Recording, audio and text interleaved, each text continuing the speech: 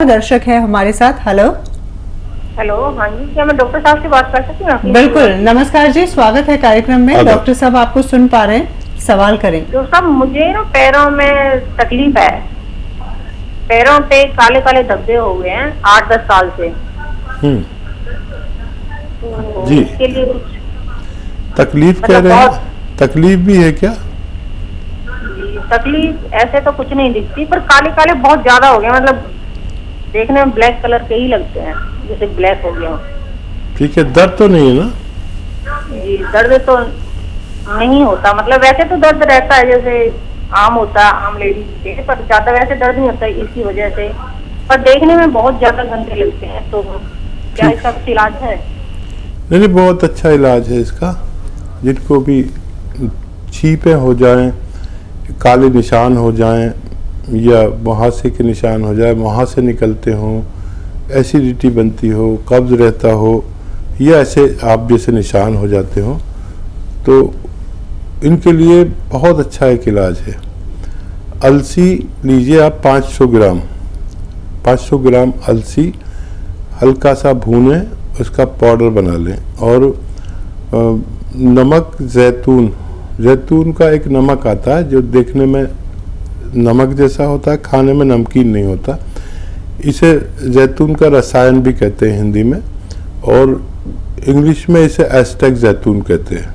आप 100 ग्राम लेकर इसमें पाउडर मिला लीजिए, दोनों का पाउडर बनाइए और आधा चम्मच या एक चम्मच सुबह शाम पानी के साथ लिया करें, आपको फायदा होना मुमकिन है। एक और दर्शक हैं, राजू जी ने हमें कॉल किया है गाजियाबाद से। राजू जी, बताएं क्या प्रश्न करना चाहते हैं आप? हाँ जी, नमस्कार सर। जी, आदाब। नमस्कार। हाँ जी, मेरी 25 साल एज है जी। मेरे आरए फैक्टर बढ़ा हुआ सर मेरा।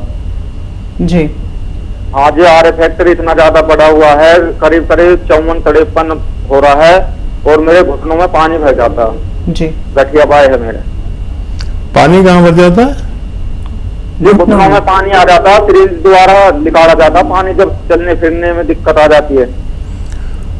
अच्छा, देखिए, एक बहुत गौर से सुनिए, आप ये नुस्खा, और पता नहीं आपके साथ क्या हो रहा है, डॉक्टर्स क्या ट्रीट कर रहे हैं।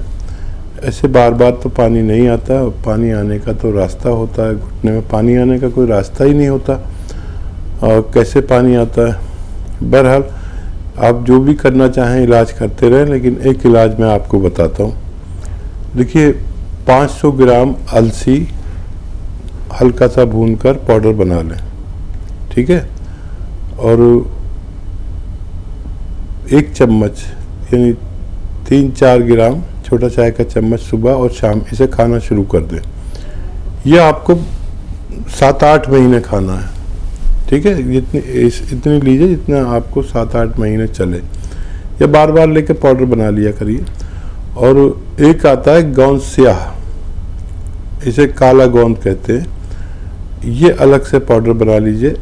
100-200 ग्राम खरीद के अलग से पाउडर बना के रखिए, और जब भी आप ये अलसी खाया करें, इसमें या तो आधा ग्राम समझ लीजिए कितना होता है, या 2 चुटकी गोंद स्याह इसमें मिलाकर अलसी पाउडर में रोज़ाना खा लिया करिए, 1 बार या 2 बार। देखिए, बहुत संयम रखना, हर महीने 10-20% फ़ायदा होगा आपको, बहुत तेज़ी से नहीं होगा। और अगर इतना संयम रखने को तैयार हैं तो ये नुस्खा शुरू करें। आपका ठीक होना बहुत ज़रूरी है, आप पर जिम्मेदारी होगी, आप बहुत छोटे उम्र के हैं, और आपको सही इलाज मिलना बहुत ज़रूरी है। ये नुस्खा लें और आपको फ़ायदा होना मुमकिन है। एक और दर्शक हैं, पिंटू जी ने हमें कॉल किया है, उनसे हम बातचीत करते हैं। उन्होंने हमें यूपी से कॉल किया है। पिंटू जी, बताइए। मेरी माता जी, जो उनका एज लगभग 55 साल के करीब है जी, उनको जो है 2-3 साल पहले पैरालिसिस हुआ था, जो कि अब तो ठीक है, दवा चल रही थी तो अब सही है, लेकिन उनका जो स्वाद, जो खाने का टेस्ट है वो नहीं आ रहा है जी। जो कोई चीज भी खाती हैं तो उनको जैसे अच्छा नहीं लगता, टेस्ट नहीं मिलता जी। तो यही डॉक्टर साहब से बात करना चाहिए। मैं समझ गया, और ऐसी ख्याल रखा करिए अपनी माता जी का, जिनके पास इतने अच्छे बच्चे हों उनका ठीक होना तो मुमकिन होता ही है। और देखिए एलोवेरा तो आप जानते हैं, एलोवेरा का सिरका ले लीजिए और रोज़ाना उनके खाने में सुबह शाम 2 चम्मच एलोवेरा का सिरका मिला दिया करिए।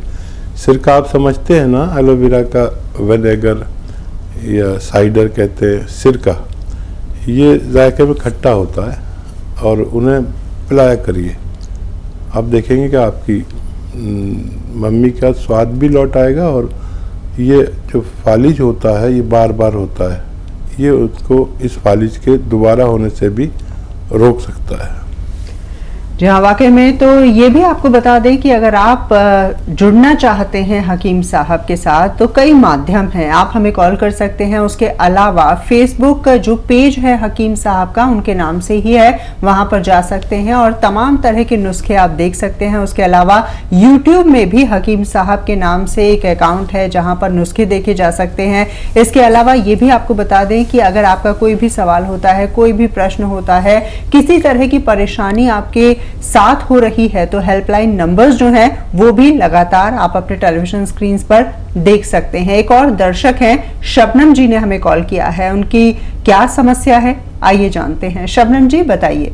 जी डॉक्टर साहब, मेरे ना सारे बदन में हड्डियों में नसों में दर्द रहता है और क्या नाम ये आधे बदन में कमर से लेके और रानों तक महीन महीन दाने हो जाते हैं, वो जाते नहीं हैं और हलक में भी दाने रहते हैं और एकदम से जिस जगह पे बैठ जाती है ना वो जगह इतनी गर्म हो जाती है, एकदम लगता है कि आग निकल रही है बदन में से और एकदम से काटे काटे चुप के एकदम पसीना पसीना आ जाता है मुझे जी। और एकदम से ठंड लगने लगती है, जैसे कूलर के आगे पंखे के आगे भी नहीं बैठ पाती हूँ ज्यादा देर।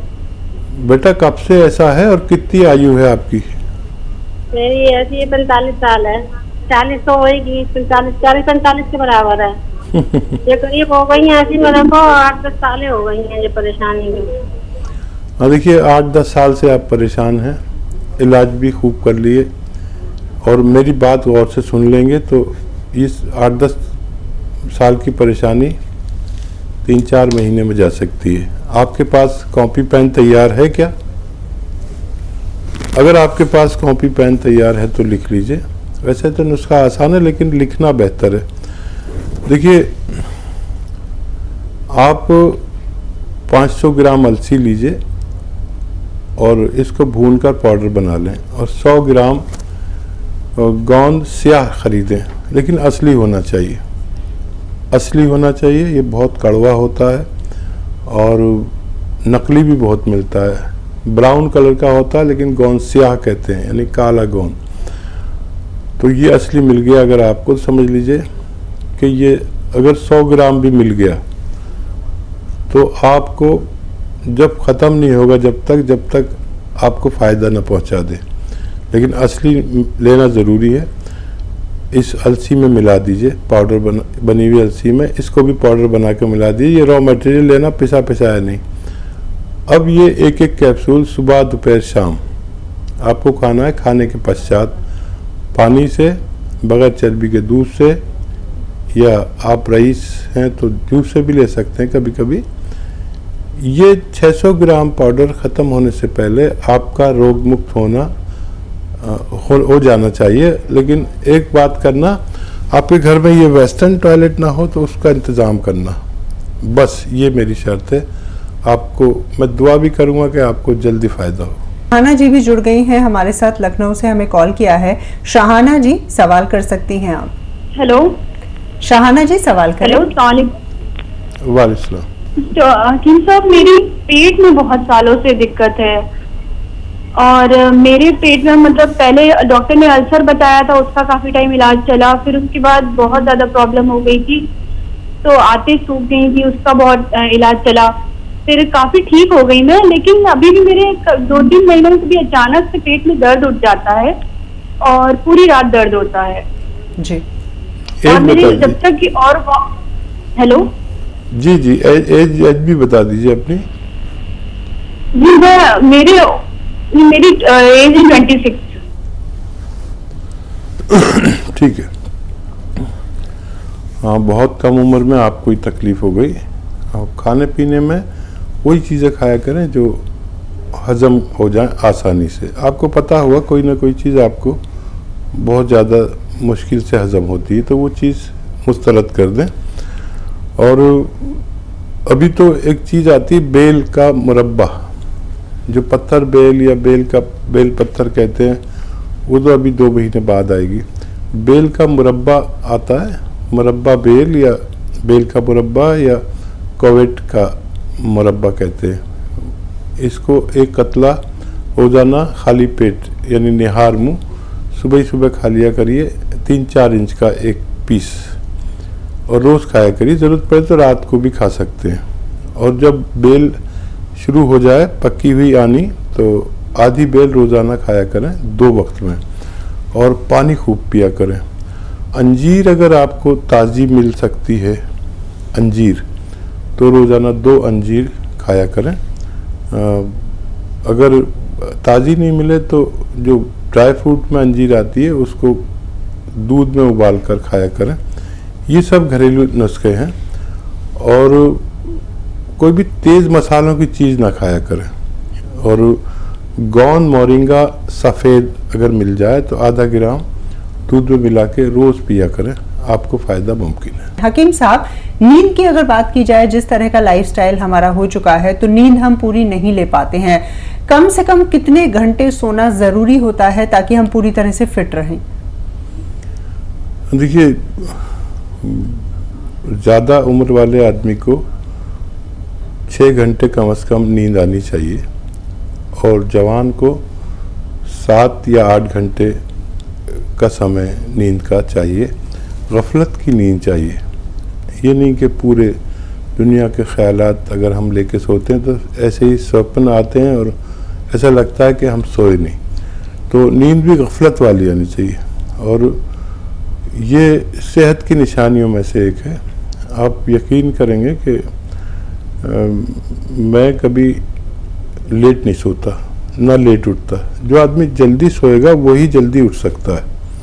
और मैं एक ऐसी जगह चला गया जहाँ मुझे 20-22 साल गुजारने पड़े, और जिसे लोग रोशनी का शहर, हादसों का शहर, और जाने कितने नाम हैं उसके, उसे महाराष्ट्र कहते हैं, बम्बई। लेकिन मैंने वहाँ भी आदत नहीं बदली। वहाँ लोग फजर के वक्त सोते हैं जी, और मैंने अपना मामूल नहीं बदला। हम अपने आप में मजबूत हों और बहुत ख्वाहिशें कभी नहीं बढ़ाएं। जी, ख्वाहिशें बढ़ाना भी नींद ना आने की वजह हो सकती है, डिप्रेशन की। अच्छी नींद लेना बेहद जरूरी होता है। बिल्कुल।